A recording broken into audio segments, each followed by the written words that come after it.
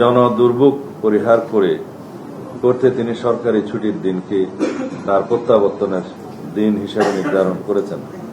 এমন একটি দিন নির্বাচন করেছেন যার পরপর 2 দিন সরকারি ছুটি, সব মিলিয়ে টানা 3 দিনের ছুটি। তার নির্দেশনা প্রতিপালন করতে যে জনদুর্ভোগের বিষয় মাথায় রেখে আমরা রাজধানীর কেন্দ্রীয় কোনো স্থানে যেমন সোহরাওয়ার্দী উদ্যান বা মানিক মিয়া এভিনিউকে আমাদের কর্মসূচিতে অন্তর্ভুক্ত করিনি। রাজধানীর এক পাশে অপেক্ষাকৃত কম জনাকীর্ণ ও 300 ফুট প্রশস্ত মহাসড়কের